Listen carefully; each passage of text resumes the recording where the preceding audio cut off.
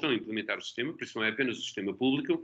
No sistema público, todas as urgências polivalentes, médico-cirúrgicas e básicas já utilizam esse sistema, e que basicamente é baseado no teu problema, não no teu diagnóstico, porque eu sei que este doente tem dispneia, tem falta de ar, e eu não sei se é uma pneumonia, não sei se é uma insuficiência cardíaca, mas não tenho que saber no início o diagnóstico. Eu tenho de reconhecer um problema e esse problema tem de ser um trigger, um gatilho, que faz desencadear um circuito de encaminhamento e um estudo deste doente de acordo com o protocolo previamente estabelecido para então termos o diagnóstico.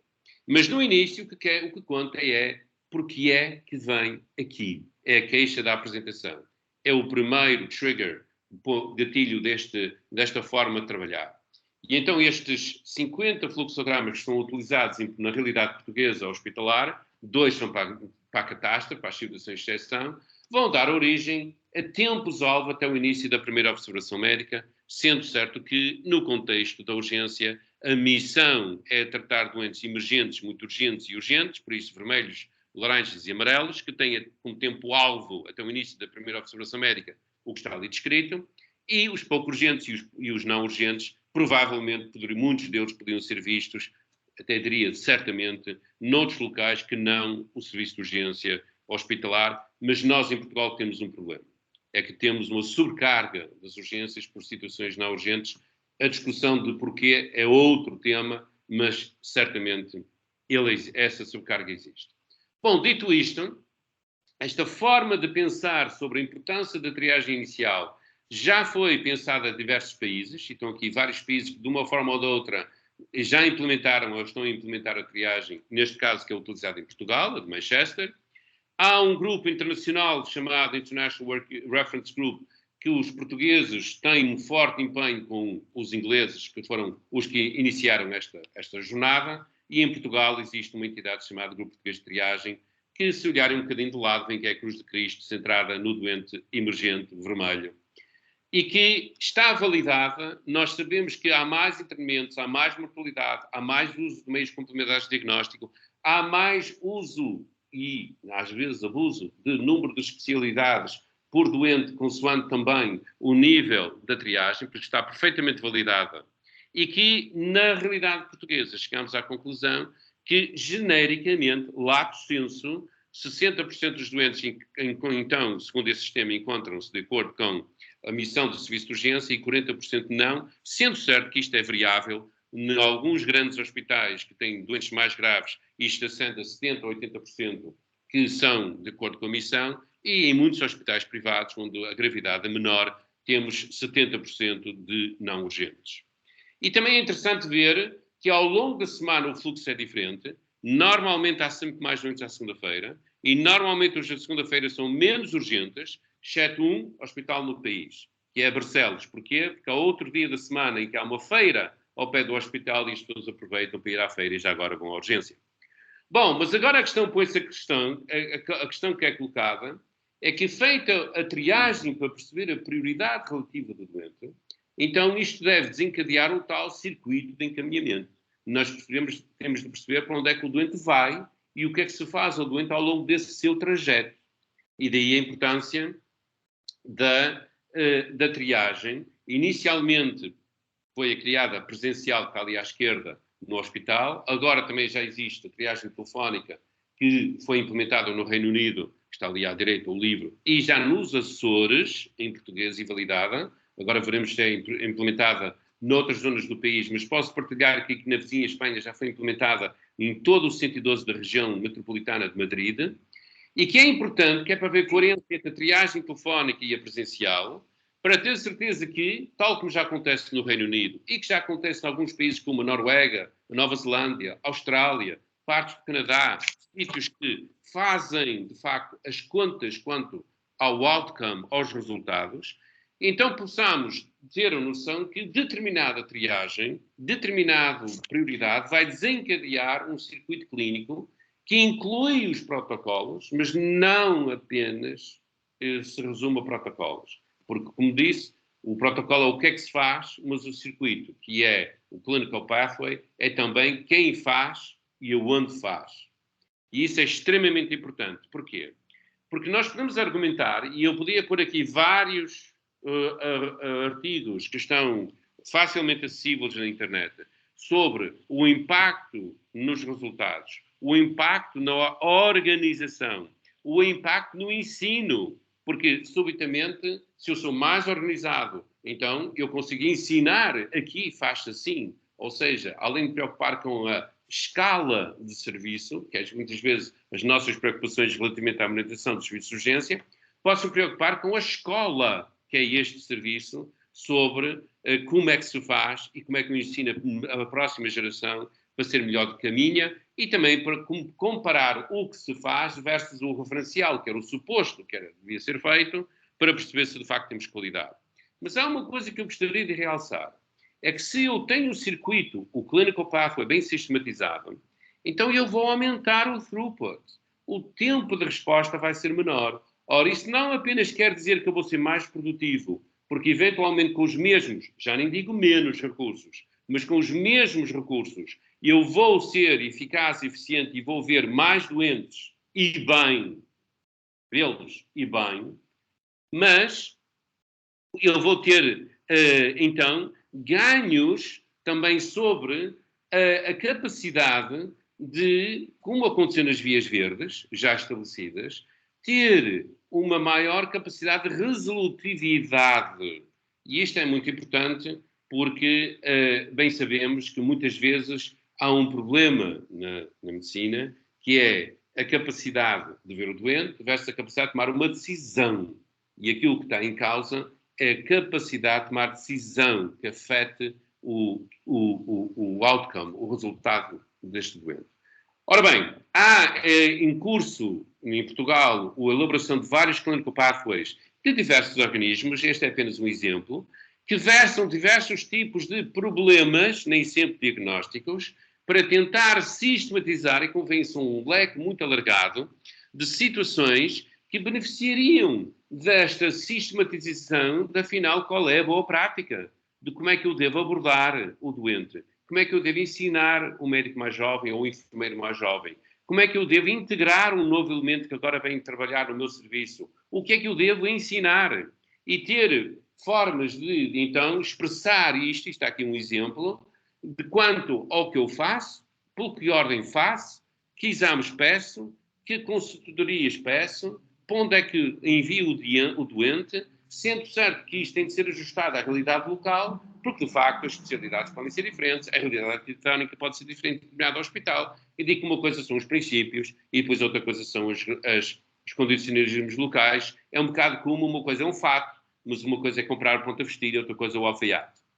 E isto é extremamente importante também, exatamente porque cria as condições para haver uma cultura de auditoria. E é preciso haver esta capacidade de, sem vergonha e sem culpa, no shame, no blame, podermos avaliarmos aquilo que fazemos internamente e, porque não, também externamente, e que isto não tem nada a ver com inspeções. Isto não tem nada a ver com inspeções. Inspeções é a passear de surpresa para te apanhar em flagrante para te multar. Estou a exagerar, mas percebem o que quer dizer. A auditoria, de facto, é, de acordo com o referencial previamente estabelecido, eis, por exemplo, um clinical pathway, numa data previamente combinada, de uma forma previamente combinada, avaliar o que está a fazer versus o suposto e identificar oportunidades de melhoria. Isto tem a ver com a honestidade intelectual. Ora, o que é que isto tem a ver com a nossa comissão sectorial?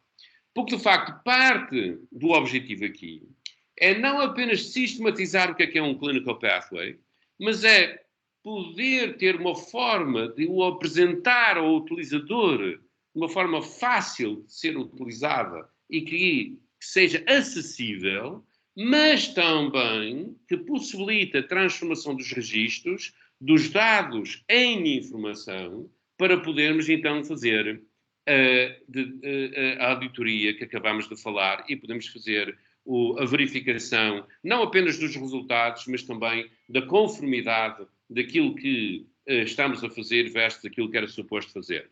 Obviamente que isto implica a interoperabilidade em sistemas informáticos e investimento nos sistemas de informação e, obviamente, que o Internet of Things é relevante. Isto é demasiado ambicioso? Não. Eu creio que isto é possível.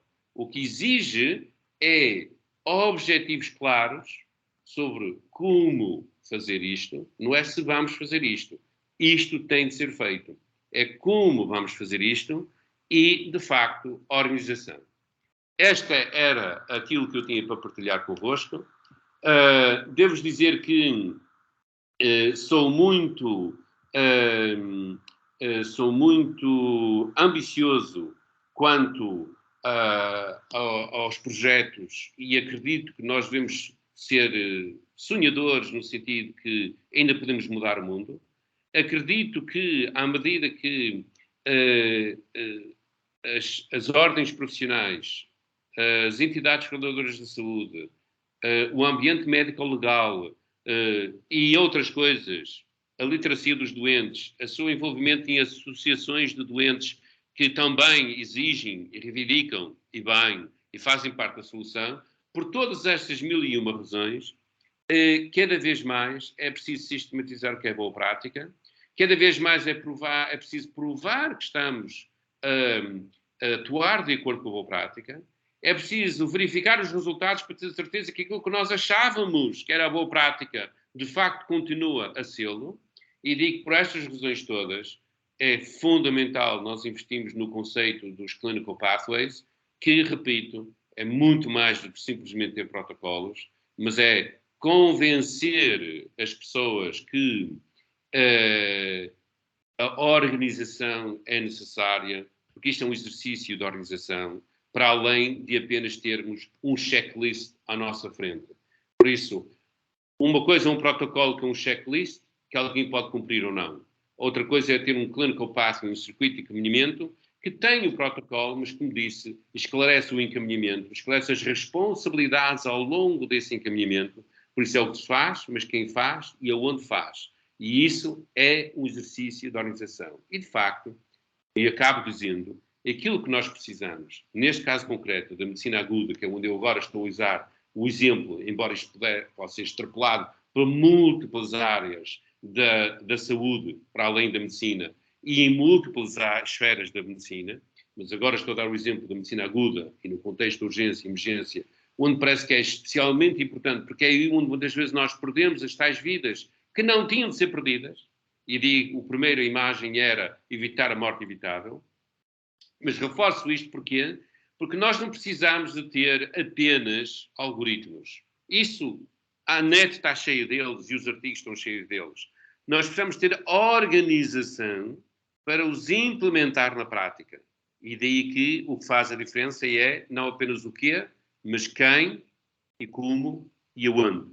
E o circuito de encaminhamento ajustado à realidade local, o fato feito para o alfaiate, com interlocutores locais que conseguem perceber as circunstâncias, os condicionalismos locais e fazer a melhor adaptação local daquilo que são os princípios gerais, é o segredo, penso eu, de uma maior eficácia e eficiência no tratamento do doente agudo e o segredo para podermos evitar alguma morte que neste momento existe. Podia ter sido evitado. Muito obrigado. Muito obrigado, Dr. António Marques. Acho que foi muito poderosa a apresentação que teve a gentileza de nos fazer e muito pedagógica também. E acho que faz bem a ponte com as intervenções seguintes, não é? Portanto, acho que estamos claramente na linha do entendimento que os clinical pathways são uma parte muito relevante e que tem de se portar em bons sistemas de informação e de gestão de informação, como acabou de referir, para serem consequentes, e isto faz um bocadinho a ponte com a intervenção seguinte, que tem justamente como tema sistemas de suporte à decisão clínica. É uma apresentação conjunta entre o Mário Macedo, que é o Presidente da Comissão Setorial 9 e pessoa com cartas mais do que dadas curricularmente no mundo da gestão de sistemas de informação, são sistemas de informação aplicados à saúde, e falo em coautoria com a doutora Graça Vilar, que é diretora da Direção de Serviços de Planeamento de Intervenção do CICAD e que tem também uma atividade, eu diria, muito ampla na especialidade da psiquiatria. Todos sabemos que a saúde mental é um problema premente e reforçadamente premente nos tempos que enfrentamos. Portanto, muito obrigado aos dois. Eu não sei como é que pensaram conduzir a intervenção, mas deixo ao vosso critério, naturalmente. Muito bem. Nós vamos começar então, eu vou partilhar, digamos, o ecrã, e é a doutora Graça Vilar, em primeiro lugar.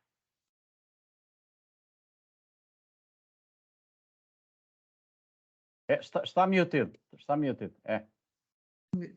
Agora sim, Agora ótimo. Então, muito obrigada. Também cumprimentar o Sr. Presidente, o professor Pedro Saraiva, e muito obrigada também a todos os outros colegas que comigo estão aqui, em especial ao Dr. Mário Macedo, claro, que coordena a Comissão Setorial e que me desafiou para com ele fazer esta apresentação, que há riscos, porque meter um psiquiatra nestas coisas é pior que meter um anestesiologista, que realmente é bem mais complicado. Mas então eu aceitei o desafio, numa perspectiva também, porque há uma história nesta Comissão Setorial em relação à abordagem dos comportamentos aditivos e às dependências, e por isso achámos também bem pôr de alguma forma a conhecer aqui a diversidade do que são os comportamentos aditivos e as dependências e as próprias adições, e depois falar um bocadinho da ponte para os repositórios de dados abertos, para depois eu passar a palavra então ao Dr. Mário Macedo, que continuará depois com a comunicação. Então eu começaria neste aspecto pensando na diversidade do que são os comportamentos aditivos. Digamos que é uma matéria em que quase todos nós sabemos o que é, mas também, tal como já anteriormente foi falada pelo professor António Marques, muitas das vezes há o conhecimento, mas sobre esse conhecimento também não há a clareza devida e muito menos às vezes há também a introdução quase do dito achismo ou de alguns julgamentos, especialmente nestas áreas muito específicas, que pode realmente resultar em mau entendimento e muito mal, uma má possibilidade para depois haver determinadas decisões que mais à frente se irão falar sobre o que é que sustenta exatamente a decisão clínica. Então, o que diferencia os comportamentos aditivos, que praticamente todos nós, de alguma forma e ao longo da nossa vida, poderemos apresentar, que podem ou não evoluir depois para a própria patologia, mas todos nós sabemos que há determinadas características em alguns comportamentos que temos que têm realmente alguma impulsividade e compulsividade nas suas características, como também naquilo que estamos hoje mesmo a falar, no uso das tecnologias.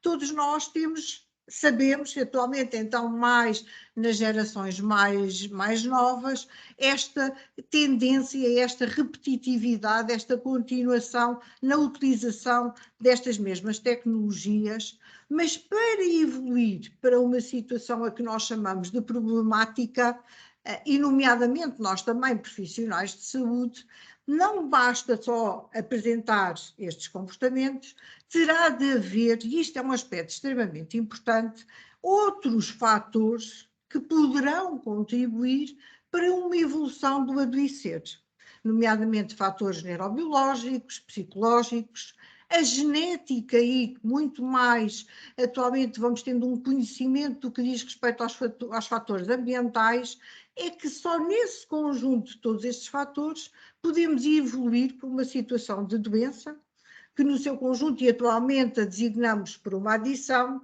e considerada mesmo do ponto de vista neuro ou psicológico e em termos dos processos da neuroadaptação, é uma doença primária do cérebro. E, portanto, vemos que não basta só termos alguns comportamentos com características da impulsividade, o que é o mais atual é a utilização dos ecrãs, e que nós agora estamos aqui a fazê-lo, mas poderemos repetir, até na nossa atividade profissional, muitas das vezes esta mesma prática, mas até podermos ficar, de alguma forma, ou vir a ter complicações na nossa vida, tem de haver todos estes outros fatores que são extremamente relevantes para poder acontecer o adoecer.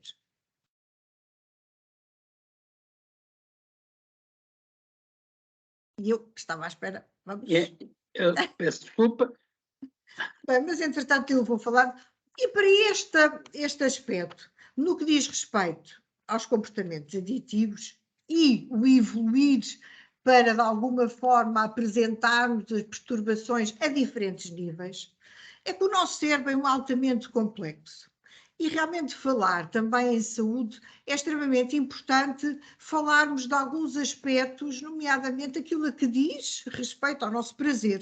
Todos nós vivemos com necessidade do prazer. O nosso cérebro tem áreas muito específicas que é responsável exatamente pelo sentir, e esse sentir que faz com que possamos ter determinados comportamentos, e é através de todo este sistema que, nomeadamente, se repetimos determinados comportamentos, sabemos atualmente pela evolução da doença e do conhecimento científico que vai haver alterações no nosso cérebro, especialmente entre muitas outras áreas, mas uma das áreas que é extremamente importante e que determina muito quem somos nós, o que fazemos, como estamos na nossa vida, nomeadamente as tomadas de decisão que temos ao longo da nossa vida, é uma área do nosso cérebro, nomeadamente o córtex pré-frontal, que muito curiosamente, digamos que nós só somos adultos tardiamente no que diz respeito a esta parte do cérebro, especialmente os jovens que, ao chegar à idade adulta, ficam convencidos que têm já a sua capacidade de decidir o que muito bem entender. Tal não acontece, porque é uma região do nosso cérebro que só mais tardiamente, e cada vez mais está a acontecer esse tardiamente, a sua maturação e, por isso mesmo, a responsabilidade perante quem somos e perante os outros. E isto é extremamente importante se pensarmos também nas circunstâncias em que nós também temos estes nossos comportamentos e, como já tinha anteriormente referido, o ambiente tem extrema importância, e não só o ambiente, como um conjunto de fatores que são determinantes para depois virmos a perceber, nomeadamente a definição dos protocolos, das clínica pathway ou outras formas que nós queremos determinar para poder intervir clinicamente, temos que ser conhecedores de uma série de fatores que têm interferência significativa nestes comportamentos. E esses mesmos fatores apresento-os aqui do ponto de vista de risco, que já o professor António Marques tinha falado muito da necessidade que há da gestão de risco, da mesma forma, em termos do entendimento destas patologias, apresentamos também o entendimento do que são a modelação pelo risco, mas não tem que ser só também de alguma forma abordar-se o risco, é importante, mais importante até é conhecer o risco nas diferentes esferas, do ponto de vista psicológico, no nosso adoecer do ponto de vista também psíquico, a capacidade que temos também para lidar, nomeadamente com as situações normais da vida, de lidar com a frustração, a forma como também nos apresentamos na relação com os outros, como temos esse mesmo comportamento, do ponto de vista biológico, porque digamos que, e todos nós sabemos porque é que se dá algumas pessoas têm determinados comportamentos ou fazem a utilização de determinadas substâncias, no consumo de determinadas substâncias, e nunca evoluem por uma situação de doença, de dependência, e outros sim. Nós sabemos que depois, perante determinados comportamentos, poderão vir a apresentar situações de desadaptação na sua vida e nas suas diferentes esferas. Portanto, o que é que nos diferencia nestas várias áreas que pode determinar exatamente este evoluir para situações mais complexas? Temos um aspecto também da cultura que determina muito a nossa posição em relação a nós próprios e em relação aos outros, a própria sociedade, os outros, a forma como também se deu a evolução da nossa vida, as figuras, nomeadamente, cuidaram de nós, e nós sabemos que no nosso desenvolvimento, para além da genética que é determinante, é também determinante ao longo da nossa vida a relevância que têm as figuras, nomeadamente podem ser as figuras parentais ou outras, que de alguma forma asseguraram uma supervisão adequada para o nosso desenvolvimento, ou não, a ausência mesmo desse cuidado. E cada vez mais vamos entendendo que o próprio ambiente onde estamos inseridos, o conjunto de adversidades que necessariamente temos que viver, que são difíceis, algumas delas podem depender de nós e podemos contribuir para a sua mudança, mas outras não, somos perfeitamente alheios ou não temos a capacidade de as mudar e por isso mesmo diferenciamos-nos também entre nós pela capacidade que temos para lidar com todas estas adversidades. A capacidade de resiliência, nomeadamente, é extremamente importante, a capacidade que temos de adaptação. E esta mesma capacidade vai, pois, também determinarmos, termos o conhecimento e fazermos o recurso a determinadas fontes, que um dos aspectos que nós entendemos ser aqui importante trazer a conhecer e de alguma forma no que diz respeito aos comportamentos aditivos e às dependências, apesar das políticas portuguesas, das diretivas que até são determinantes da abertura, por exemplo, do repositório de dados abertos, e especificamente no que diz respeito aos comportamentos aditivos e às dependências, nós, numa primeira análise, sabemos que o acesso a estes dados abertos, nomeadamente no domínio dos CAD, dos comportamentos aditivos e das dependências, tem uma importância crucial.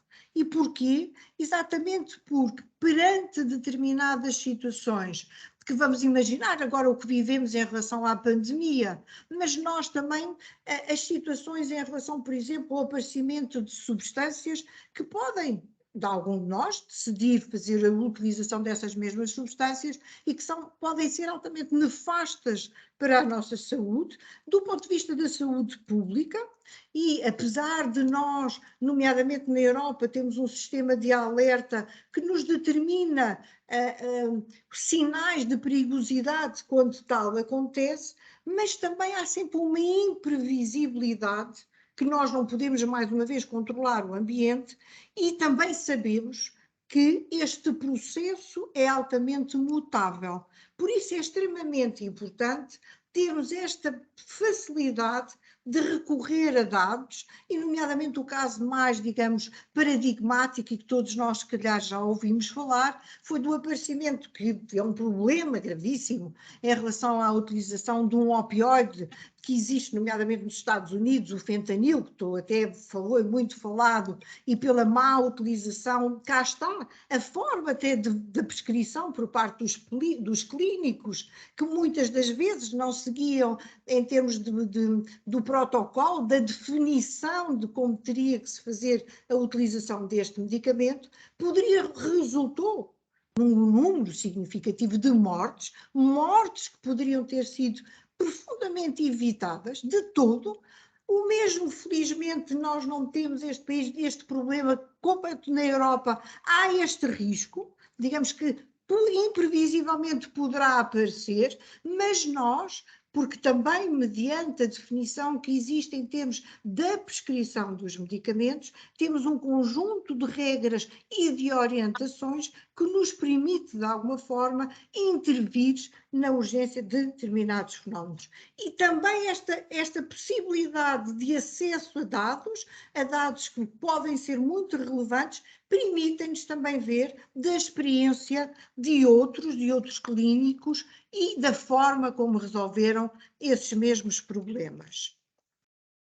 E por isso mesmo, em termos, por exemplo, da decisão de clínica ou da intervenção, por exemplo, em saúde pública, perante crises provocadas, por exemplo, como este fenómeno que tivemos em relação à pandemia, ou outros fenómenos emergentes e reemergentes no que diz respeito, por exemplo, em relação à utilização de substâncias ou até mesmo de comportamentos aditivos, como por exemplo do uso excessivo da internet e o que está por trás que nos pode tornar nesta utilização repetida para outros fins que ultrapassa muito mais a utilização necessária e interfere com o nosso prazer.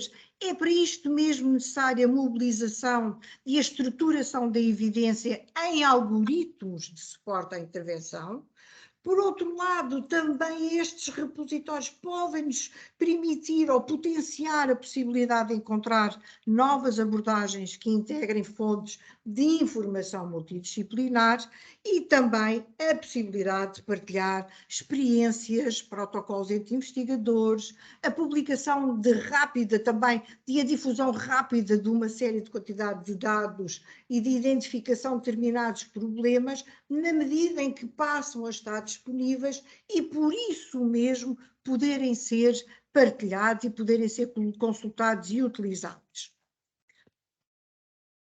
Por outro lado, temos também que a possibilidade de se fazer a investigação sobre determinados fenómenos com recurso a este repositório de dados abertos, vai-nos, de alguma forma, permitir adquirir uma quantidade de volume de dados, dados esses que podem ter significado diverso e que é extremamente importante não termos só a informação, mas que ela seja transformada, como também cada vez mais crucial é o conhecimento, não basta ser muito, é preciso também saber distingui-lo, é preciso também saber trabalhar e percebemos qual é, em termos dessa mesma informação, como podemos utilizá-la adequadamente, com qualidade, e por isso é necessário os recursos humanos e cada vez mais a especialização e a diferenciação desses mesmos recursos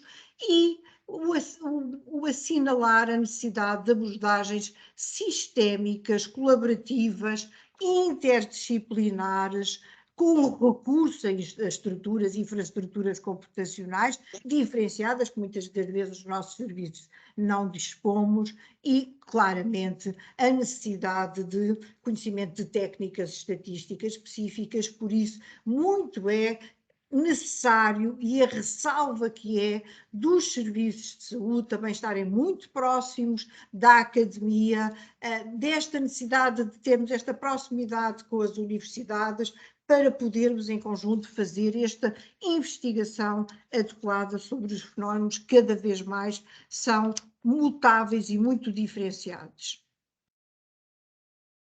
Estou quase mesmo a acabar, e só recordar em termos muito gerais que mesmo assim temos muitas limitações e sabemos que apesar de todas as diretivas em relação a estes repositórios de dados que são importantes, dados abertos, temos avanços lentos. A tónica da qualidade, e é isto que nos motiva a estar aqui, é muito relevante. E em relação, nomeadamente, a estes repositórios, temos uma questão que de alguma forma nos pode a nós preocupar, claro, e que porque pensamos e porque investigamos é quem controla estes mesmos dados, isto é um aspecto que é uma limitação significativa.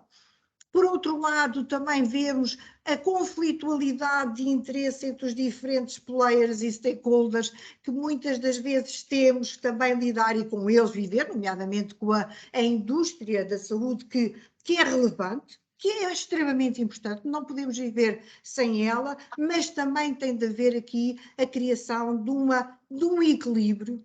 E muitas das vezes pensamos que a promoção da saúde como um direito, e que também foi falado pelo professor António Marques, é relevante esta promoção, mas balanceada versus a orientação de mercado, nomeadamente a indústria farmacêutica.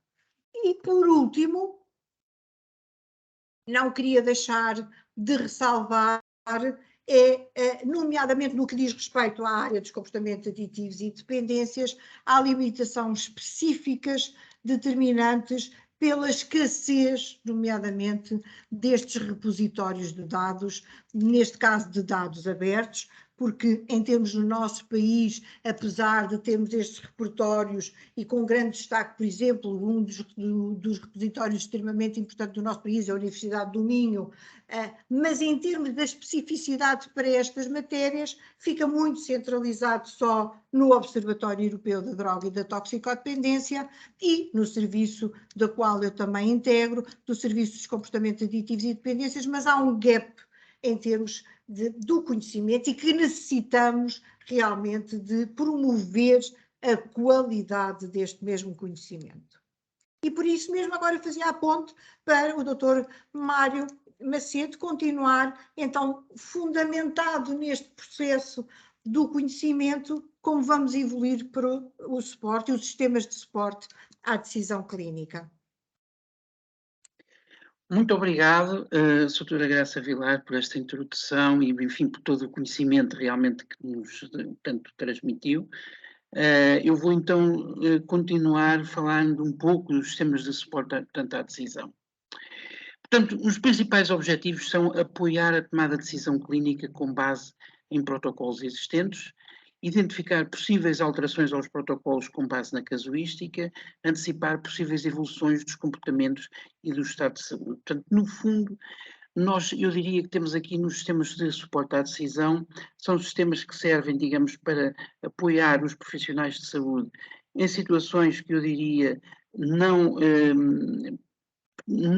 estruturadas, ou seja, situações em que realmente a casuística aponta para, portanto, alguns padrões e, portanto, temos que utilizar a inteligência artificial para identificar esses padrões e, uma vez esses padrões identificados, eles podem ser, portanto, transformados em clinical pathways, portanto, e daí podermos utilizar, digamos, os care pathways ou os clinical pathways, dependendo da amplitude que lhe quisermos dar, para apoiar a tomada de decisão, com base nos protocolos.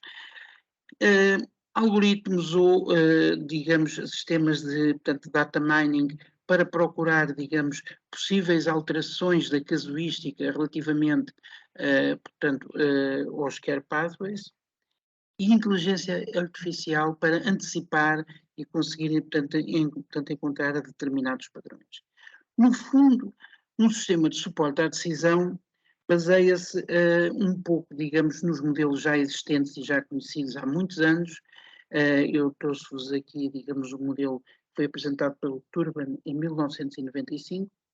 Portanto, conceptualmente estamos a falar de algo muito idêntico, com algumas alterações, ou seja, quando falamos em, portanto, em sistemas de suporte à decisão, portanto, estamos a falar de sistemas de apoio clínico, não estamos a falar de sistemas, digamos, empresariais. Quando falamos, digamos, portanto, em repositórios, digamos, de dados, estamos a falar num registro de saúde eletrónico, por exemplo. Quando falamos, digamos, em repositórios de conhecimento, estaremos a falar em ontologias e em pathways. E depois estamos a falar em inteligência artificial, portanto, portanto, utilizando os dados existentes do registro de saúde eletrónico, se estiverem devidamente normalizados e se tiverem qualidade, nos permitem, digamos, desenvolver um conjunto de, portanto, análises sobre, portanto, padrões, características e, portanto, evoluções, por forma a que, com uma interface, digamos, única, nós possamos, digamos, em função, portanto, de cada caso, ter um sistema de recomendação que nos ajuda, digamos, a tomar a decisão mais adequada, quer baseada nos care pathways e clinical pathways, portanto, existentes, quer baseada, digamos, nos padrões encontrados pelos modelos de, portanto, inteligência artificial. Então, no fundo, os care pathways, portanto, o que é que nós tínhamos e qual é, digamos, a grande alteração que os care pathways nos trazem? Bom, nós partimos, digamos, de um simples clinical chart que antigamente era em papel e que hoje, digamos, é baseado num Electronic Medical Record ou no Electronic Health Record. Temos protocolos e boas práticas. Portanto, no fundo, utilizamos inteligência artificial para encontrar esses padrões e para construir, digamos, esses protocolos e boas práticas. Temos as ontologias, que no fundo nos dão alinhamento, portanto, semântico, e em conjunto, digamos, com estas duas áreas, podemos construir os care pathways. Os care pathways, portanto, são sistemas que utilizam inteligência artificial para encontrar os melhores padrões, e, portanto, a sequência de procedimentos que, portanto, conduzem aos melhores outcomes, utilizam ontologias que, portanto, têm um conjunto de classificações, portanto, clínicas e que garantem o alinhamento semântico com, portanto, os dados, e, portanto, permitem de uma forma, digamos, estruturada, obter os care pathways, utilizando linguagens que podem ser introduzidas dentro dos sistemas de informação e que, portanto, são linguagens, portanto, computacionais, que se baseiam em regras de decisão. Portanto, os care pathways, digamos, sob o ponto de vista computacional, têm um conjunto de regras de decisão, utilizam, portanto, normas reconhecidas pela OMG, Object Management Group, um conjunto de normas, portanto, que são designadas como Decision Model Notation, portanto, são realmente, é uma linguagem computacional para descrever regras de decisão. Utilizam, digamos, uma linguagem, portanto, do HL7 chamada Clinical Quality Language, que é uma linguagem para descrever, portanto, tudo o que existe em termos de, portanto, a sequência de procedimentos. Utilizam uma linguagem, uma gramática, portanto, e com esta, portanto, a gramática escrevem-se essas normas, e temos, no final, um conjunto de organizações de normalização que suportam, digamos, tudo isto. Temos portanto, a International Organization of Standardization, a ISO, temos a CEN, que é, no fundo, um mirror da ISO para a Europa. Depois temos algumas implementações de algumas normas da CEN, nomeadamente o HL7. Temos, portanto, a IHTSDL, que é a organização que desenvolveu o SNOMED, que é uma das normas utilizadas, digamos, para ontologias que suportam, portanto, a narrativa clínica. O LEO-INC, que está muito ligado, digamos, ao laboratório e a tudo que tem a ver com outcomes, portanto, produzidos pelo laboratório. Temos, portanto, um conjunto de organizações e standards promovidos pela World Health Organization. Enfim, há realmente aqui uma panóplia enorme de organizações de normalização e standardização e, naturalmente, também o Instituto Português de Qualidade, em que realmente a nossa preocupação, para além de produzir algumas normas e recomendações, é também de, portanto, traduzir e adaptar algumas destas normas internacionais para o contexto, portanto, português. Temos já alguns casos. No fundo, o que é que nós precisamos quando implementamos, digamos, um sistema de suporte à decisão? Qual é o nosso roadmap? Bom, devemos começar por fazer uma análise ex-ante de todos os nossos objetivos, portanto, e realmente o que é que nos propomos desenvolver. Devemos de especificar os requisitos, portanto, da arquitetura, no fundo, o que é que os nossos sistemas de informação, portanto, terão que fazer, quais as interfaces que devem ter com os profissionais de saúde, e aqui há um aspecto muito importante que é também a normalização da interface homem-máquina, ou seja, nós devemos de garantir que os nossos sistemas de informação têm sempre, portanto, o mesmo layout, por forma a que um profissional de saúde não tenha que reaprender a utilizar uma aplicação sempre que muda de sistema.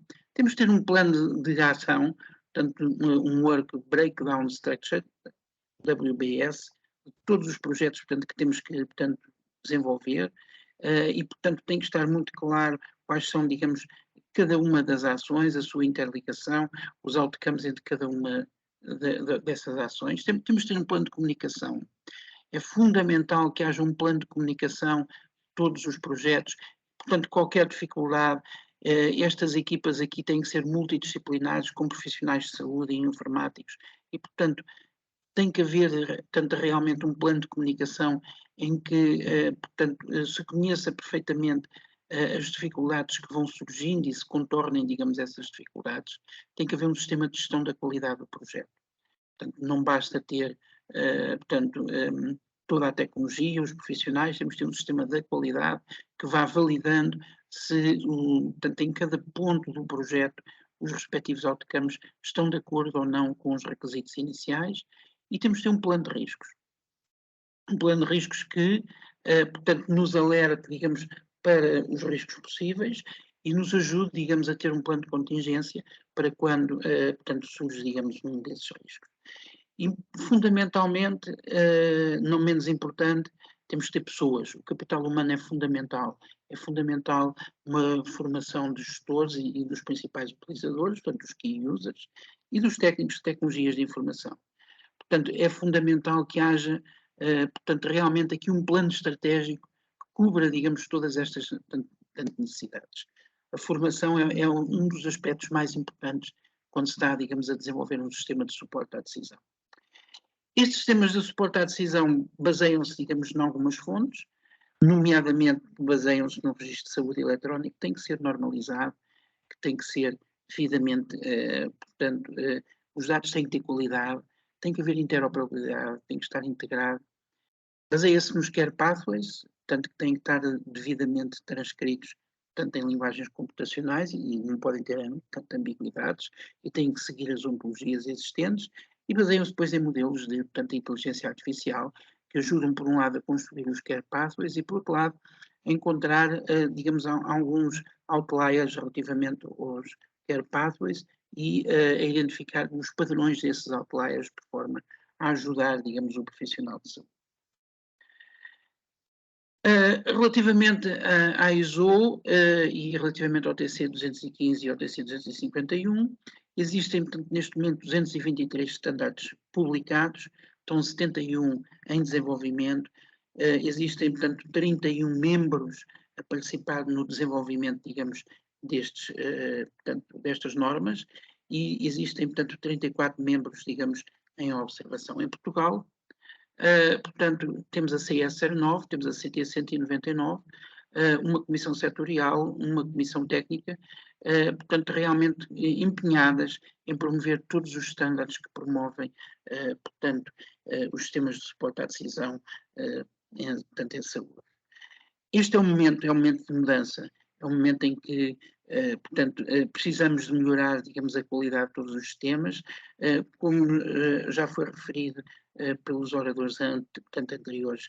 Estes sistemas são extremamente importantes para a sustentabilidade e para a melhoria da qualidade dos cuidados de saúde. Portanto, é a altura de agir, portanto, efetivamente. Muito obrigado pela vossa atenção, muito obrigado, portanto, pelo tempo que nos dispensaram. Portanto, e estaremos, digamos, à vossa disposição, naturalmente, sempre, para qualquer questão, tanto que entendam por bem colocar. Muito obrigado. Muito obrigado a ambos, acho que respeitaram escrupulosamente o tempo e entre apresentadores também, acho que houve aqui muita complementariedade de contribuições, pronto, e naturalmente que a questão dos dados incontornavelmente tem de ser atacada, e eu não podia estar mais de acordo com o Mário Macedo. É tempo de agir, porque se a Europa não agir, há quem o esteja a fazer, e é tão simples quanto isto. Portanto, eu viajo muito e vejo na área da saúde o que é que já se está a fazer com plataformas de dados universais e não é utopia, portanto é hoje, é ontem, e portanto eu acho que às vezes na Europa nós perdemos imenso tempo a discutir tudo, e quando finalmente queremos ir para o terreno, outros já o fizeram antes de nós, e portanto acho que tem de haver aqui alguma celeridade, se não queremos perder a carruagem de uma saúde baseada em boa gestão de dados no apoio às tomadas de decisão. E isto leva-nos um bocadinho para o próximo orador, e eu queria saudar muito também a interdisciplinaridade deste painel magnífico, e portanto, chegou a vez da farmácia, digamos assim, não é? E ainda bem. Queria, por isso mesmo, saudar o Henrique Santos, que é vice-presidente da Comissão Setorial 9 e é alguém que é farmacêutico comunitário, também é docente, tem aqui uma perspectiva complementar e vai nos falar sobre sistemas de vigilância e reações adversas de medicamentos. Muito obrigado. Ora, muito boa tarde a todos. Só aqui tentar encontrar que eu tenho, há bocado expliquei, eu tenho 3 ecrãs e às vezes não acerto o ecrã. Só um segundo que já lá vamos. Eu penso que estou neste momento a ver o engenheiro Pedro Saraiva, não é? Estamos a ver o engenheiro Pedro Saraiva. Significa que... A ideia não é essa, a ideia não é essa. Não, a ideia Nós vamos lá agora Certo. com Não, esta. não há problema. Penso que agora. Está, agora sim, Não. está ótimo, perfeito. É isso. Então, muito boa tarde a todos, muito obrigado. É um prazer estar neste painel tão digno e tão avançado nestas matérias relacionadas com a saúde e com os dados. Estamos numa fase diferente na nossa história de fazer saúde. Agradecer ao professor Pedro Saraiva o convite e à doutora Elizabeth este convite e esta relação tão promissora com a Comissão Setorial 09. E eu penso um pouco, embora volte um bocadinho atrás, mas no fundo estamos todos com a mesma linha, isto é, como é que vamos fazer mais saúde, como é que vamos fazer menos morte. Quando nós falamos em qualidade na saúde, e de uma maneira muito simples e de há uns anos atrás, de certo modo, uma filosofia donebiana de explicar a qualidade na saúde é a que grau é que nós conseguimos fazer mais saúde numa pessoa concreta. Portanto, eu penso que estamos numa fase diferente de fazer saúde. E fase diferente porque tudo isto começou há muito poucos anos. Eu vou só aqui um bocadinho atrás para percebermos também esta complexidade e as coisas curiosas e relacionarmos os tempos do passado próximo, com uma necessidade realmente de jogar, de interpretar, de tomar decisões hoje com dados que não tinham nada a ver com aquilo que se fazia há muito poucos anos. Falar em farmacovigilância e em reações adversas a medicamentos, pois nós não podemos esquecer aquilo que todos os profissionais de saúde sabem, que foi o grande acidente da talidomida. Para os farmacêuticos, curiosamente, sei que alguns farmacêuticos estão aqui presentes e estão a ouvir, significou um pouco esta associação, este princípio, para já uma alteração no modelo de produção, de fornecimento, falando assim, de medicamentos, que foi uma transição entre a farmácia tradicional, até aos anos 50, e depois dos anos 50, portanto estamos a falar da segunda metade do século passado, a industrialização dos medicamentos, isto é, de certo modo, uma mudança radical entre os princípios da fitoterapia e de uma química assim um pouco mais, enfim, clássica para a industrialização e para estes medicamentos que aparentemente estão tão bem feitos, tão bem comprimidos, com caixas estão na altura tão novas, que realmente nos trouxeram também, embora nos tenham trazido alguns problemas, nos trouxeram também a possibilidade de vivermos praticamente 3 vezes mais do que vivíamos há 100 anos. Contudo, este início digamos, esta mudança, a industrialização, e aqui tem a ver muito com os processos da qualidade e a qualidade que a indústria farmacêutica também procurou sempre ter, e vejam que reconhecidamente as três áreas de qualidade diferenciada eram a indústria da aviação, a indústria militar e a indústria farmacêutica. Portanto, nós estamos aqui a falar efetivamente da necessidade, na altura, de tomarem decisões para que as pessoas, para que os doentes tivessem mais saúde. A talidomida foi a grande mostra que os medicamentos podem fazer mal. Parem. Dizer assim que estes produtos nos anos 50, e estamos a falar próximo já dos anos 60, estamos a falar de 1957, foi quando a talidomida apareceu no mercado alemão como tranquilizante, como indutor do sono, e depois logo mais tarde como, digamos, para ajudar o enjoo matinal da grávida, surge para grávidas sem a comprovação dos males que podiam trazer ao desenvolvimento do feto. Portanto, vejam bem, um produto que na época se mostrou seguro para a maioria das pessoas, veio produzir males que produziram quase 20 mil crianças afetadas pela doença, e estamos a falar de uma geração que é concomitante com a nossa vida, porque, reparem, eu sou de 58 e este fenómeno passou-se em 60, portanto, há pessoas da minha idade, por todo o mundo, que hoje têm estes problemas, não só físicos, como também psicológicos, e provocados exatamente pelo uso de um medicamento que não foi só um medicamento de prescrição, mas que se transformou na altura em medicamento de venda livre. Portanto, era um medicamento que as pessoas podiam aceder já nessa altura. Isto passou-se em 40 países, concretamente países com maior gravidade, a França, Inglaterra, Alemanha e Brasil, onde o medicamento, mesmo depois de ter demonstrado a sua teratogenicidade, ele continuou a ser utilizado durante alguns anos.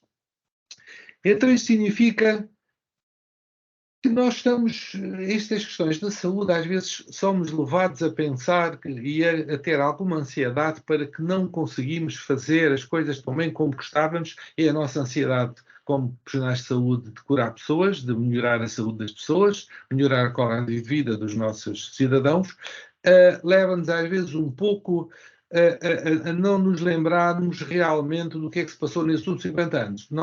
Nós estamos só a 70 anos, vejam, portanto, em 50, as publicações sobre malformações de bebês eram praticamente inexistentes. Portanto, estes conceitos que os medicamentos fazem mal e que matam, e não matam só por serem inseguros, eles também matam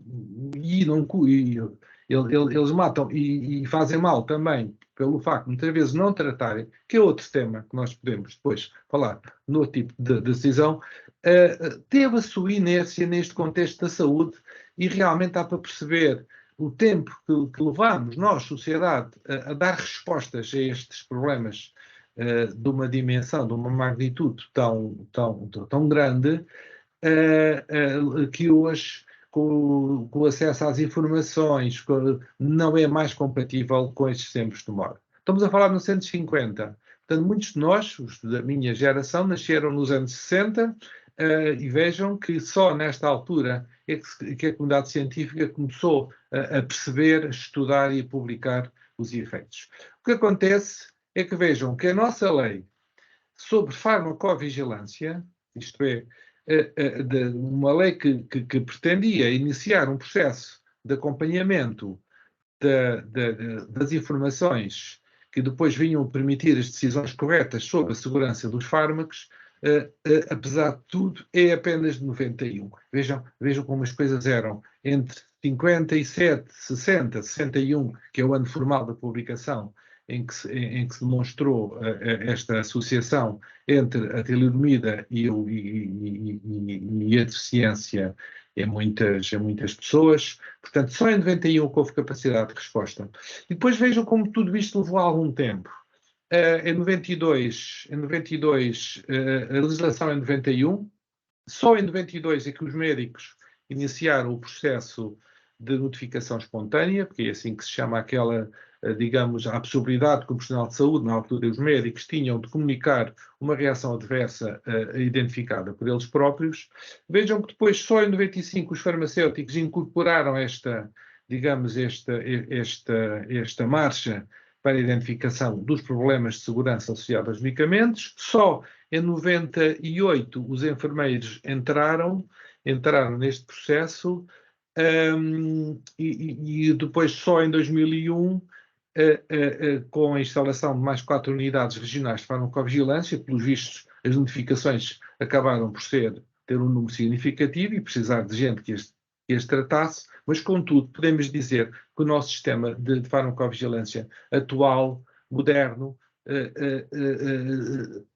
data de 2012, em que se tornou obrigatório o reporte, a notificação, e que também, ao mesmo tempo, os consumidores entraram neste processo a nível europeu, e também iniciou-se um processo de registro online, depois em 2017 com mais 3 unidades em 4.000 unidades. Significa que nós hoje, apesar de tudo, temos um sistema de gestão dos problemas de segurança dos fármacos, nomeadamente da análise e avaliação das reações adversas aos medicamentos, do melhor nível mundial. Isto é, melhor nível europeu, somos uma referência europeia, marcadamente, somos uma referência mundial, inclusive com trabalhos realizados para a FDA e para outras organizações de segurança dos fármacos do mundo.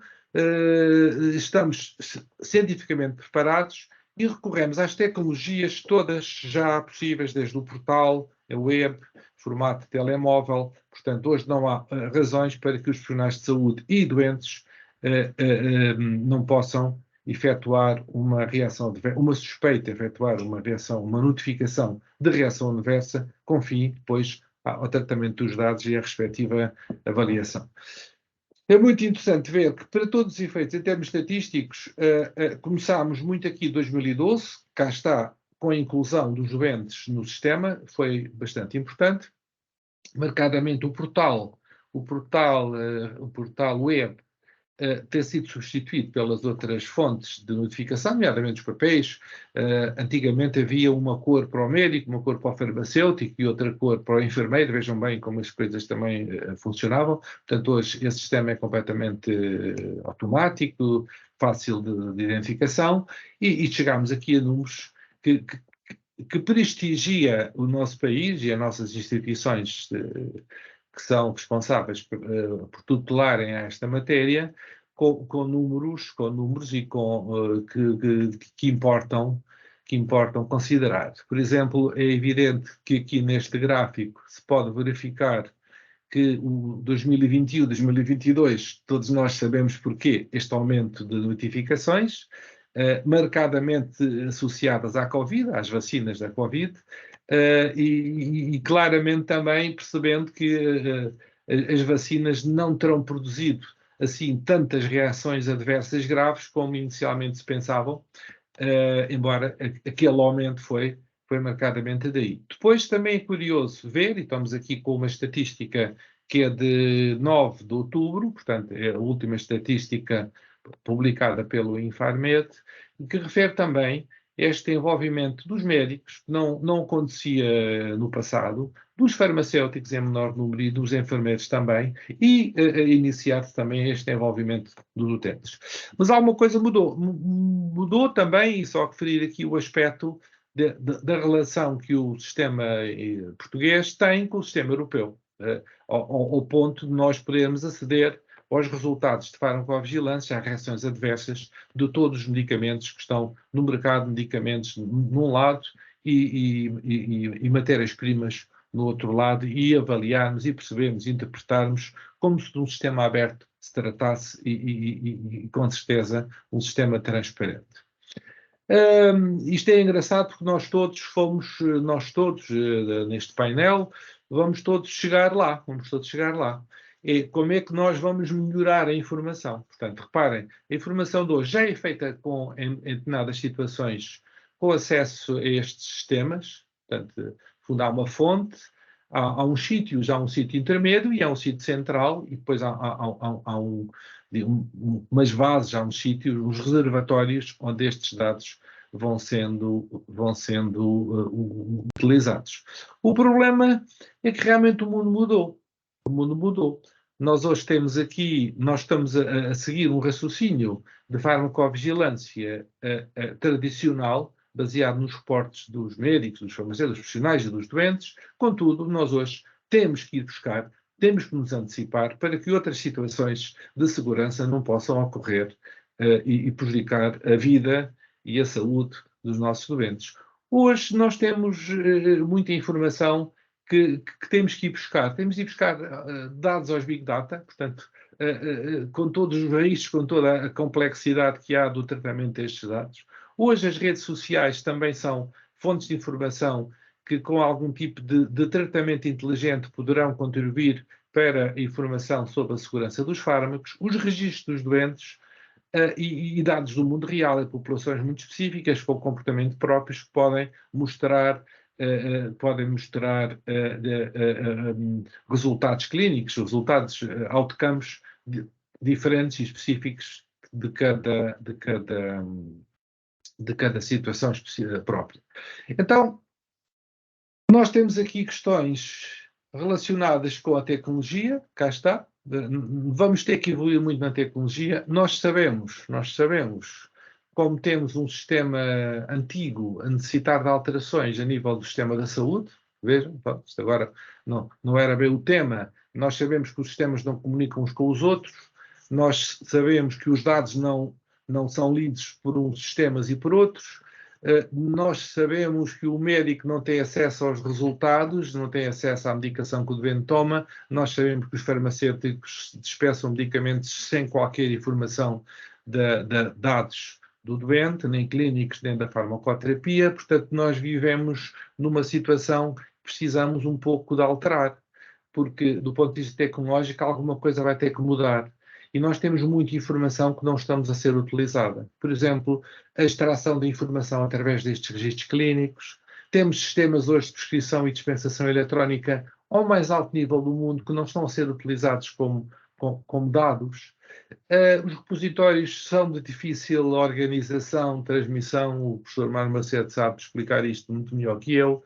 A questão das trocas entre vários sistemas e algumas tentativas nacionais, como este sistema de gestão do risco da RISI, que faz um esforço por incorporar no seu programa de gestão de risco algumas capacidade de comunicação direta com os sistemas da própria entidade reguladora, neste caso o Infarmed. Portanto, precisamos também de formar, nós precisamos fazer uma revolução cultural na abordagem destes temas nos currículos médicos dos profissionais de saúde, farmacêuticos, enfermeiros e muitos outros. Os próprios doentes têm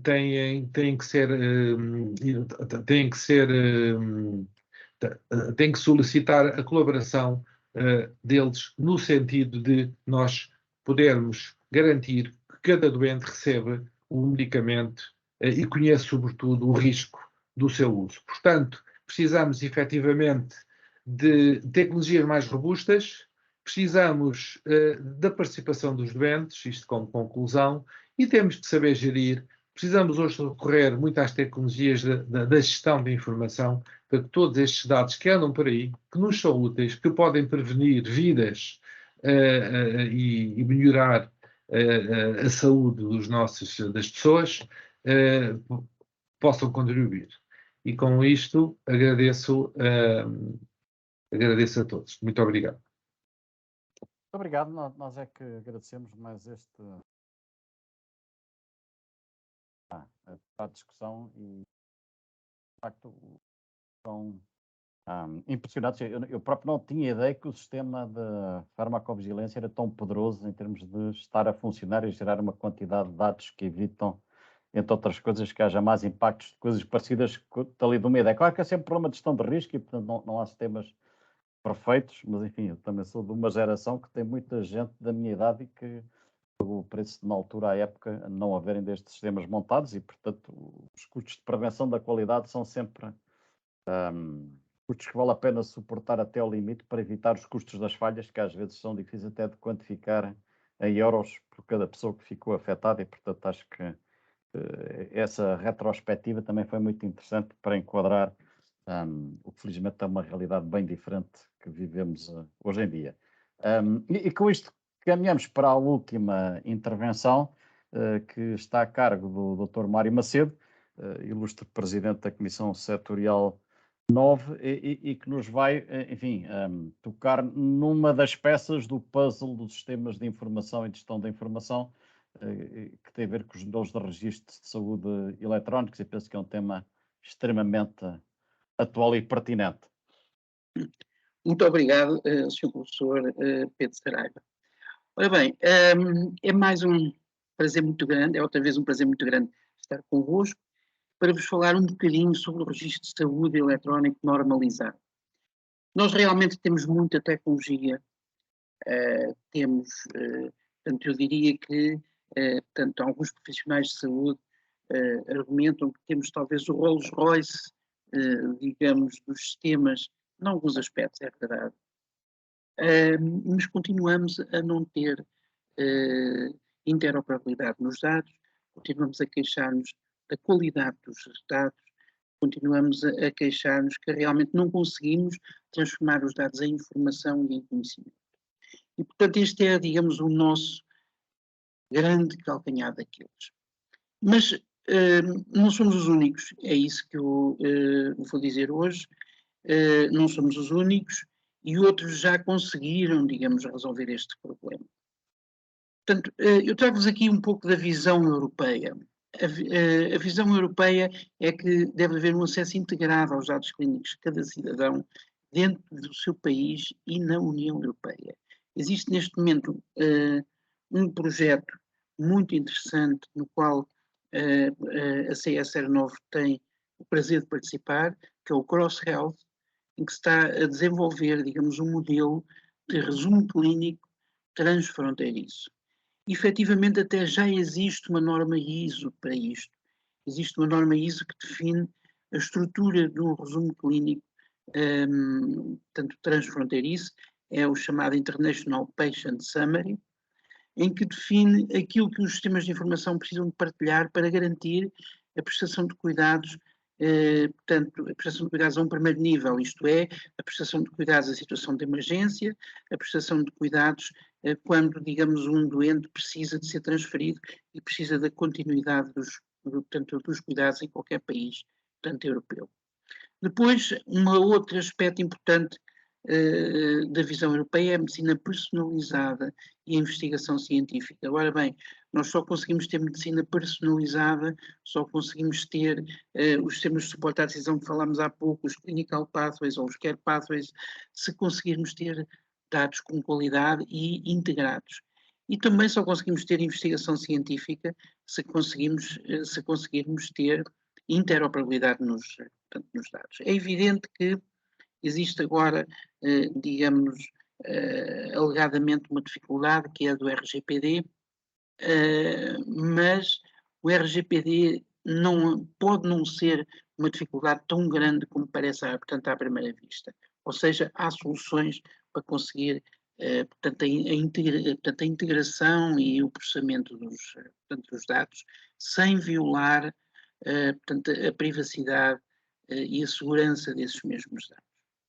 E depois um outro aspecto muito importante é o empowerment do cidadão, ou seja, o cidadão ser o dono dos seus dados e ele poder, digamos, ser o gestor, portanto, da sua saúde. São realmente aspectos muito importantes. Bom, isto só se consegue se tivermos dados com qualidade, dados normalizados, se conseguirmos ter na saúde aquilo que já temos, digamos, por exemplo, em algumas empresas, em alguns setores, digamos, empresariais.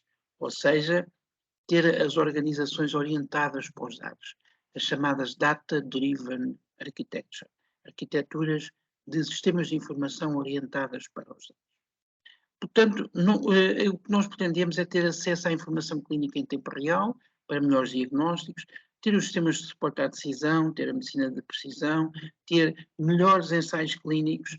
Realmente, os ensaios clínicos portanto, precisam de ser feitos, digamos, com base num registro de saúde eletrónico e, portanto, mesmo, digamos, os próprios samples, digamos, da população, portanto, as amostras da população que se constroem que se identificam para fazer esses ensaios clínicos, naturalmente serão muito melhor, digamos, muito mais ajustadas, se forem feitas com base num registro de saúde eletrónico.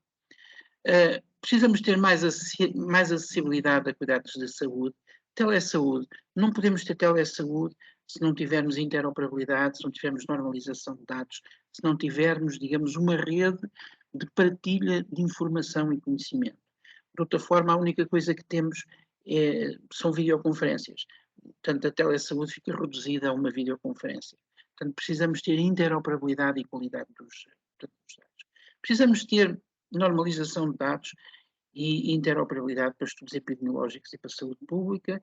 Precisamos ter interoperabilidade e normalização de dados para ter uma melhor gestão dos recursos e serviços de cada organização e também, digamos, a sustentabilidade económica, portanto, dos serviços de cuidados de saúde. Portanto, realmente a normalização, eu diria que é um must. Portanto, é algo que tem que ser, digamos, portanto, implementado. E tem que ser implementado porque os principais componentes no registro de saúde eletrónico, como disse há pouco, são a qualidade dos dados. Temos que ser capazes de construir, digamos, modelos de gestão da ciclo de vida dos dados. O que é que isto quer dizer? Quer dizer que há alguns dados, que eventualmente poderão não ser tão importantes, e então, se há dados mais importantes do que outros, há dados que têm que ter um nível de disponibilidade maior do que outros, certamente não fará sentido, digamos, colocar todos esses dados no mesmo tipo de sistemas, consumindo eventualmente alguns recursos da hardware que poderão não ser necessários, ou seja, nós temos que ter a capacidade de segregar os dados em função da sua importância, em função do seu ciclo de vida, e ter dados em sistemas mais rápidos e sistemas que têm maior disponibilidade, dados mais importantes, e por outro lado ter os dados menos importantes em sistemas cujo tempo de acesso eventualmente poderá não ser tão bom. Temos que ser capazes de olhar para as organizações de saúde como olhamos, digamos, para as outras instituições. Temos que fazer uma boa gestão de processos e de workflows. Toda a teoria que desenvolvemos para a gestão de workflows pode e deve ser aplicada a organizações de cuidados de saúde. Temos que ser capazes de modelar os workflows dos próprios serviços, no sentido de conseguir uma maior eficiência e uma maior racionalidade. Temos que ser capazes de, portanto, utilizar os modelos e as linguagens para os clinical pathways e integrá-los nos workflows. Temos que ser capazes de utilizar a inteligência artificial para o sistema de suporte à decisão. Temos que ser capazes de promover uma rede efetiva de telesaúde. Temos que ser capazes de desenvolver modelos de indicadores de qualidade e de risco para a telesaúde. Portanto, hoje em dia, realmente já existem normas ISO, e eu vou abordar uma delas, que tem a ver com indicadores de qualidade e gestão do risco para a telesaúde. Quando falamos de interoperabilidade, falamos de vários níveis de interoperabilidade.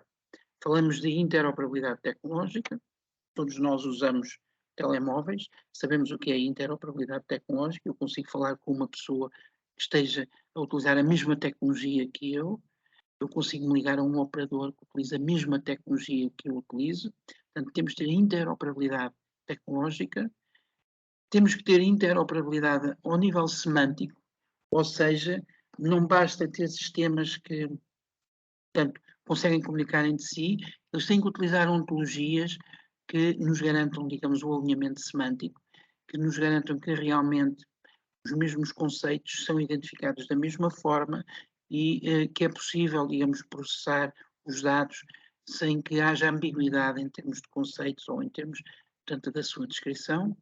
Temos que ter interoperabilidade em termos de estrutura de dados, ou seja, que cada sistema de informação tem que utilizar uma estrutura de dados normalizada e que seja comum a todos os outros sistemas. E temos que ter interoperabilidade ao nível organizacional. Isto quer dizer que, quando eu falo de workflows ou quando eu falo de portanto, processos, os workflows têm que ser transversais a várias instituições, a vários hospitais, por exemplo. Isto quer dizer que temos que avançar para o nível de orquestração de processos. O que é que isto quer dizer? Quer dizer que um doente, quando é transferido de uma instituição para outra, portanto, se porventura ele está a seguir um determinado care pathway, o outro sistema tem que entender que ele está a seguir esse care pathway, tem que haver, digamos, interoperabilidade de dados e interoperabilidade também de conhecimento relativamente ao pathway que está a ser seguido para aquele doente. Ou seja, nós temos que subir para um nível de interoperabilidade, não de dados apenas, mas também de informação e de conhecimento.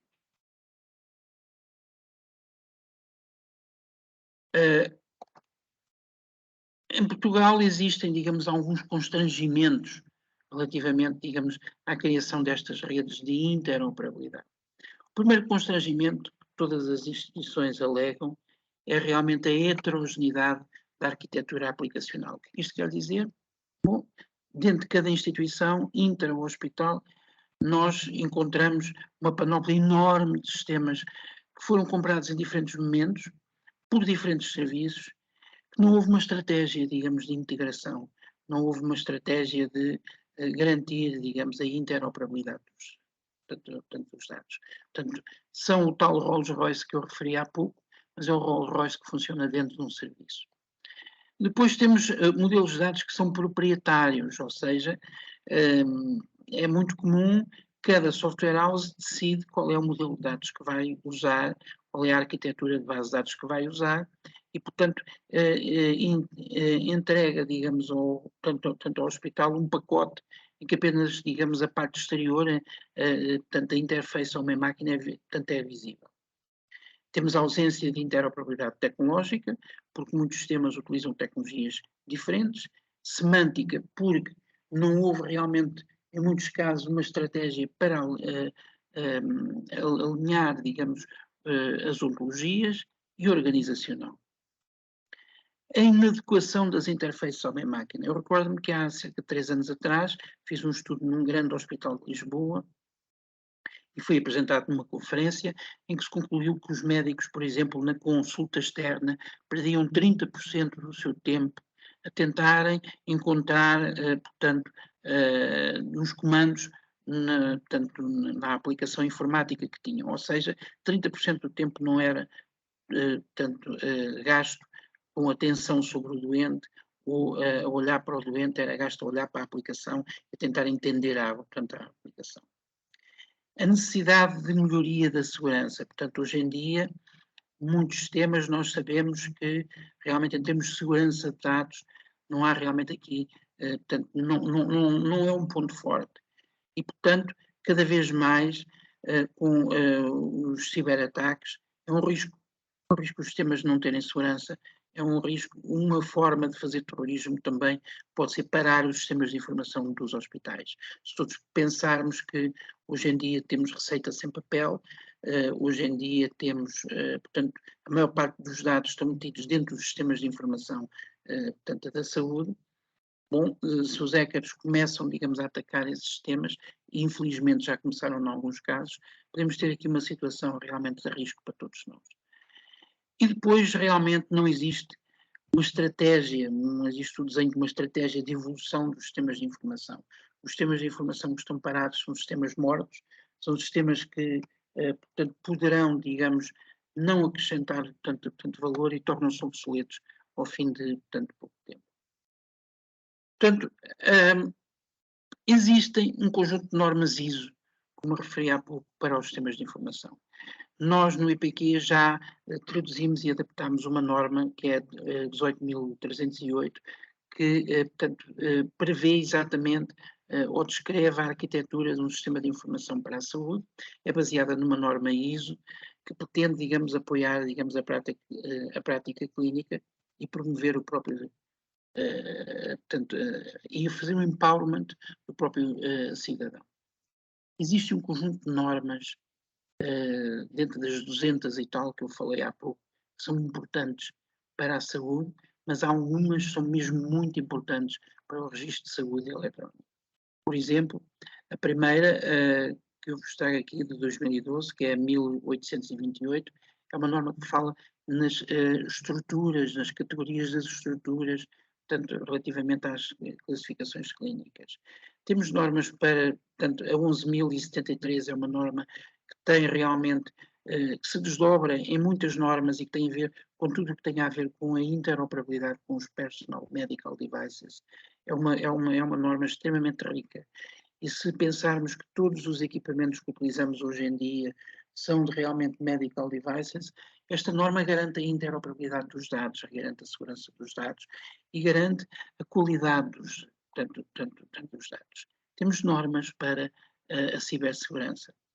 Temos normas para, portanto, a identificação de medicamentos, produtos medicinais.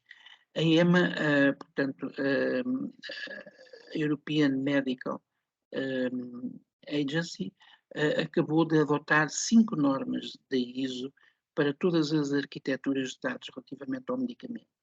É fundamental que todos os sistemas, todas as farmácias sejam capazes de partilhar dados, tenham interoperabilidade relativamente aos dados, utilizem a mesma estrutura de dados. E temos realmente normas para isso. Temos normas para definir uma arquitetura de serviços que permita a interoperabilidade de qualquer aplicação com repositórios de dados normalizados. E, como eu disse há pouco, temos uma norma muito importante, a 13.131, para serviços de telesaúde, que nos permite, digamos, planear a qualidade, avaliar a qualidade, gerir o risco, Portanto, é uma das normas mais importantes, estamos neste momento, mais importantes para a telesaúde, que estamos neste momento a traduzir também para português. Depois, convinha talvez olharmos para o que fizeram alguns países europeus. Temos o exemplo da Noruega, que adotou algumas normas CEN, em conjunto com uma norma também muito interessante, desenvolvida pela OHL7, que é o Clinical Document Architecture. Esta norma é uma norma que permite, digamos, que sistemas que não sigam algumas normas ISO, digamos, tenham interoperabilidade com sistemas que já têm, digamos, essas normas ISO. Portanto, é possível construir gateways entre sistemas não normalizados e plataformas normalizadas para, portanto, promover a interoperabilidade. O exemplo da Suécia, a Suécia é um país com 10,1 milhões de habitantes, 450.295 km², portanto 21 regiões, têm quase um sistema para cada região, mas garantem a interoperabilidade, adotaram os estándares e têm interoperabilidade também ao nível organizacional, semântico e tecnológico. Portanto, é um país que tem, portanto, sistemas diferentes e consegue, digamos, a interoperabilidade. Temos a Dinamarca, que utiliza um conjunto de standards, selecionou um conjunto de standards da ISO e de outras organizações como a OASIS, a HL7, consegue ter interoperabilidade de dados clínicos, consegue ter interoperabilidade ao nível também administrativo, portanto ao nível de dados do ponto de vista administrativo, utilizando uma norma que é comum, digamos, portanto, a outros setores, digamos, portanto, da atividade económica, nomeadamente à indústria e ao comércio, portanto, que é o EDIFACT. O exemplo da Finlândia utilizou um conjunto de normas também e conseguiu a interoperabilidade entre sistemas que, portanto, são diferentes. A Islândia, que também fez algo muito interessante, que foi, utilizou normas internacionais e criou um conjunto de estándares nacionais. E depois o exemplo do Reino Unido. O exemplo do Reino Unido adotou uma estratégia que eu acho muito interessante, peço desculpa, que se baseou em criar um repositório central, a que eles deram o nome de National Record Locator, ou seja, é um sistema em que portanto, tem informação dos locais onde estão os dados portanto, de cada cidadão, ou seja, não fazendo nenhum data lake central, como já se diz aqui no nosso PRR, que se vai fazer aqui um data lake muito grande que vai ter os dados todos os doentes num único repositório nacional. O Reino Unido não fez isso. O Reino Unido manteve exatamente os sistemas que tinha. O que fez foi, criou, digamos, uma espécie de um router, um repositório central, que é, digamos, um apontador para os locais onde estão, portanto, esses dados, para os sistemas aonde estão esses dados, para os hospitais aonde estão esses dados. De tal forma que quando qualquer cidadão se apresenta num determinado hospital portanto, para solicitar cuidados de saúde, o sistema desse hospital o que faz é uma pesquisa a este repositório central, que tem, digamos, os links para todos os locais onde existem dados desse doente, e constrói em tempo real um registro de saúde eletrónico dessa pessoa, vamos dizer virtual, que é um registro de saúde eletrónico que é construído com dados que provêm, digamos, de todos os sistemas que estão na rede. Este sistema tem realmente um conjunto de, portanto, virtudes, ou seja, portanto, consegue, digamos, integrar, digamos, todos os registros de todos os episódios de cada pessoa, permite, digamos, uma pesquisa e uma criação em tempo real no registro eletrónico centralizado, evita redundâncias desnecessárias de alojamento de dados, ou seja, eles não investiram num data lake gigantesco para juntar os dados todos os doentes, com todos os problemas que isso pode trazer em termos económicos e em termos tecnológicos também. Permite, digamos, a integração, digamos, com todos os sistemas a partir das gateways que eles desenvolveram. Ou seja, de um lado existe uma aplicação que é o consumidor dos dados, do outro lado existem várias aplicações que são os fornecedores dos dados, existem, digamos, interfaces chamadas Application Program Interfaces, que fazem a ligação de um lado e do outro, e no fundo, digamos, existem depois um conjunto de componentes dentro deste National Record Locator que faz a pesquisa e faz, digamos, a leitura e a integração desses dados. Se tiverem interesse em ver isto em detalhe, está aqui o link. No fundo, aquilo que eles fizeram foi, de um lado, tem uma infraestrutura onde tem um diretório de serviços, onde estão todos os sistemas, onde tem informação de onde estão todos os sistemas, onde tem, digamos, uma rede, portanto, de conhecimento relativamente aos dados clínicos, portanto, de todos os doentes. Depois tem um conjunto de aplicações que o clínico, o profissional de saúde pode usar, estas que estão aqui neste grupo em baixo chamado Clinician Facing, são N aplicações, portanto, das mais heterogéneas ou das mais diferenciadas que consigamos imaginar. E depois tem ainda um conjunto de serviços de dados, portanto, que lhes permite fazer, digamos, um data analytics, que lhes permitem criar, digamos, portanto, um conjunto de samples para, portanto, investigação ou para gestão, digamos, de políticas públicas e também, digamos, para, portanto, publicações. Portanto, existe o conceito de data service, que é realmente um conjunto de serviços que fazem a exploração portanto, dos dados e, portanto, digamos, o seu processamento. Existem N sistemas diferentes, portanto, em vários hospitais, portanto, que já existem, são os chamados sistemas legacy, e depois existem, digamos, portanto, uma infraestrutura. Portanto, no fundo, quais seriam, digamos, as principais etapas para a interoperabilidade? Ou seja, nós temos que pensar na arquitetura dos dados, na sua harmonização e normalização. Existe um conceito que é o conceito de arquétipos de dados. Os dados têm que ter uma estrutura que seja evolutiva, temos que ter arquétipos para os dados clínicos, temos que utilizar ontologias, temos que nos preocupar com a governança dos dados, nomeadamente em termos de segurança, em termos de gestão do ciclo de vida e em termos de acessibilidade. Temos que olhar para a tecnologia, temos que ter, digamos, a integração com os sistemas já instalados, eventualmente fazendo gateways, como fizeram os nossos vizinhos ou conhecidos, digamos, ingleses. Temos que, no fundo, criar aquilo que eles fizeram, que foi uma Health and Social Care Network para Health and Social. Portanto, eles integraram o componente social com o componente de saúde. Temos que pensar na segurança das infraestruturas, temos que pensar depois, podemos evoluir, mas só depois podemos evoluir para serviços de telesaúde, sistemas de suporte à decisão, incluindo os clinical pathways, e então os modelos preditivos, também com inteligência artificial.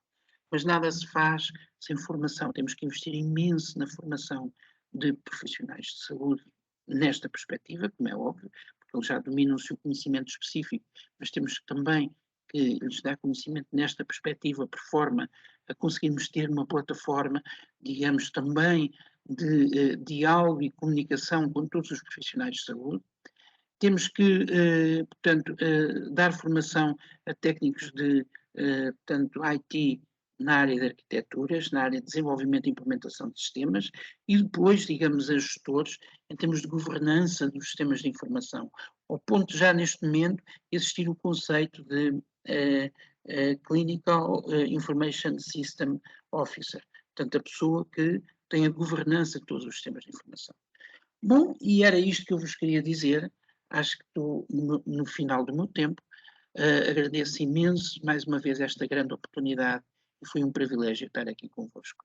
Muito obrigado. Muito obrigado, Mário Macedo, e as minhas felicitações também pelo excelente trabalho que tem sido conduzido na liderança da Comissão Setorial Nova. Acho que foi uma ação fantástica, muito rica, e portanto eu talvez sublinhar só, enfim, antes de fecharmos a ação, porque também as ações virtuais, eu acho que até bem da saúde mental dos participantes, não é?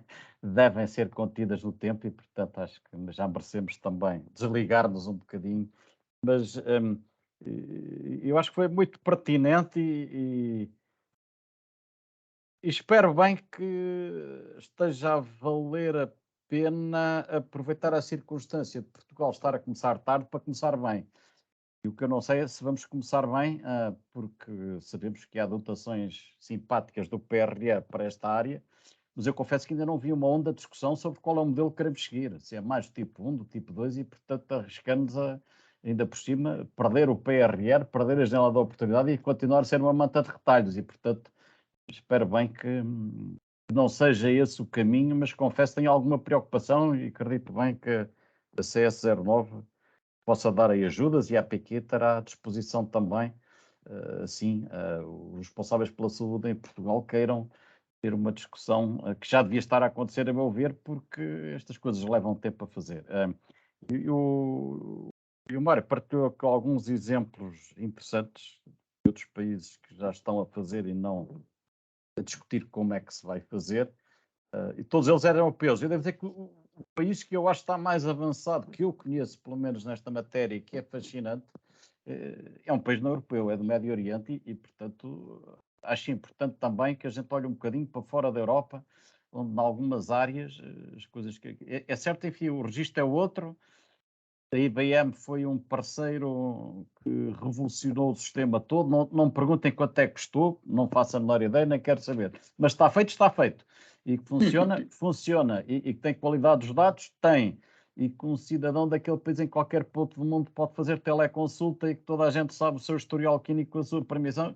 Eu vi isto a funcionar. Quer dizer, tão simples quanto isso, com um representante do Ministério, olha, está a ver, finja que é do nosso país e que está não sei onde. Entra aqui, está aqui a aplicação, o seu médico é este, e vamos em frente e pronto. Portanto, só para dizer que eu acho que é bom olhar para exemplos europeus, mas às vezes temos que ter humildade na Europa também de olhar para outras geografias e perceber como está a haver uma agenda muito ambiciosa de transformação através da qualidade na saúde. E, portanto, dito isto, eu queria mais uma vez agradecer o contributo de todos. Acho que foi uma sessão fabulosa, ela fica gravada e, portanto, os participantes do colóquio podem também aceder a ela num outro instante, se assim o entenderem. Aqueles que puderem estar connosco amanhã em Matosinhos, teremos muito prazer em que estejam no Dia Mundial da Qualidade com a APQ, e num sítio que eu acho que é fabuloso, ainda por cima a meteorologia prevê bom tempo e a Terminal de Cruzeiros de Leixões para mim é uma obra de arquitetura sublime, especialmente quando o tempo está bom, e portanto será um dia muito importante também para a APQ. Portanto, muito obrigado a todos, acho que isto mostra como valeu a pena apostarmos nestas sessões pré-colóquio e vamos continuar a encontrar-nos, está bem? Muito obrigado pela vossa participação. Muito obrigado. Muito obrigado a todos. Muito obrigado. Obrigado. Obrigado. Obrigado. Obrigado. Boa tarde. Boa tarde.